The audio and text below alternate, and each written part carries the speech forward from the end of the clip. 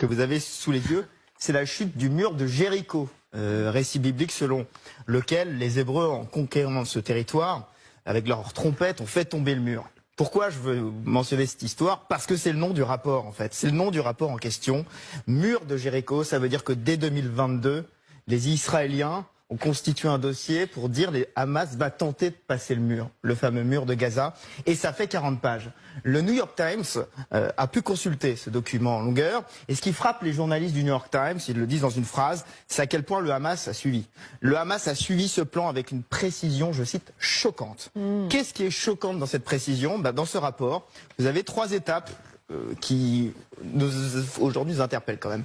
D'abord, il y aura un barrage de roquettes avant l'attaque. C'est exactement ce qui s'est passé. Le rapport précise qu'il s'agit en fait de distraire l'attention des soldats israéliens et de les envoyer en urgence dans les bunkers. Premier élément.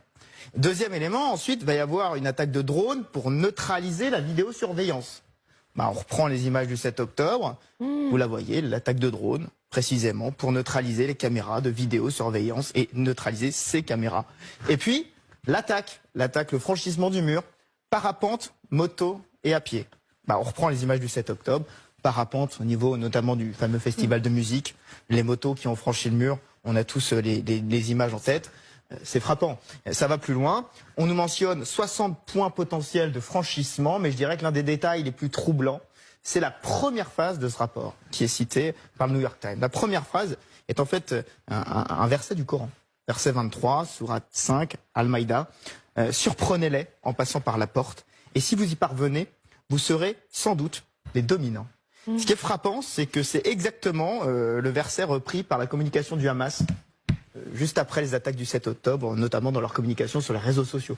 Vous voyez, rien que le refrain, il est déjà presque anticipé. Ça va encore plus loin, parce que le rapport affirme qu'il y a peut-être eu des fuites. Le Hamas dispose d'informations détaillées sur les localisations et les effectifs de l'armée israélienne. Je vous rappelle qu'on est en 2022. En 2022, le rapport parle d'une base qui sera ciblée prioritairement, la base de Reim. Et évidemment, je vous le donne dans le mille, base de Reim, 7 octobre, l'une des premières bases qui sera prise et attaquée par les terroristes. On ne sait pas, le New York Times ne dit pas, comment Israël avait réuni autant de détails sur cette attaque. Non, mais ce qui est incroyable, c'est déjà de voir que le plan s'est passé comme prévu, mais qu'en plus, il y a eu des alertes pour dire que ce plan allait peut-être devenir réalité. Oui, alors le récit qui est assez fou, c'est le récit de juillet 2023, donc c'était 3 mois avant l'attaque. Une analyste expérimentée de l'unité 8200, qui est en charge de surveiller ce qui se passe dans la bande de Gaza. Elle envoie un mail à l'ensemble des officiers au mois de juillet, le 6 juillet précisément, entraînement intensif qui correspond entièrement au document du mur de Jéricho. Attendez, ça va encore plus loin parce qu'il y a des détails quand elle dit que ça correspond entièrement au mur de Jéricho. L'entraînement incluait donc un exercice de tir contre l'aviation israélienne, la prise d'un kibbutz et d'une base militaire en tuant les cadets. Pendant cet exercice, les terroristes du Hamas ont utilisé la phrase du Coran apparaissant dans le document du mur de Jéricho, la fameuse phrase que je viens de vous mentionner il y a quelques instants. C'est assez frappant, et pourtant la hiérarchie répond. C'est un colonel d'une division en charge de la zone de Gaza. Scénario totalement imaginaire.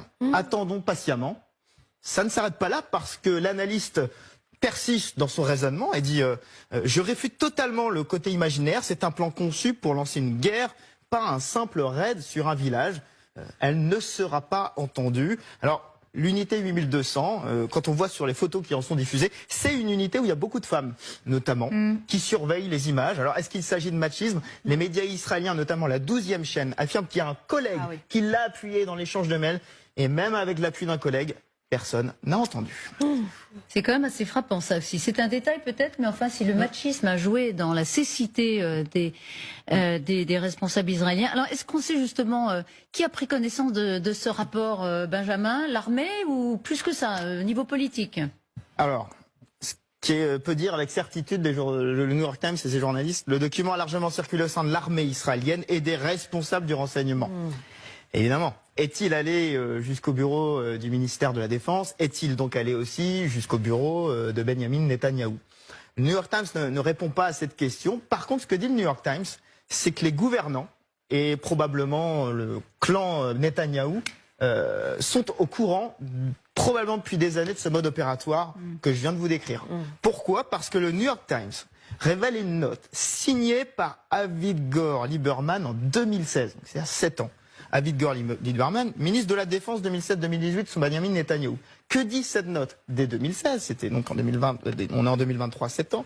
Le Hamas compte déplacer le conflit sur le sol israélien avec des prises d'otages et des occupations de communautés. Donc on pense évidemment au kibbutz. Et en fait, dès 2016, on avait des bouts du mode opératoire qui commençaient à s'assembler. Le Hamas investit dans des armes sophistiquées, des brouilleurs de GPS et des drones. Le Hamas a augmenté sa force de combat pour atteindre 27 000 hommes. Donc on avait le mode opératoire qui était dessiné depuis des années, que la classe politique, de toute évidence, puisque c'est signé par le ministre de la Défense, avait en tête. Est-ce qu'ils avaient en tête tout au long de cette période de 7 ans? Visiblement non.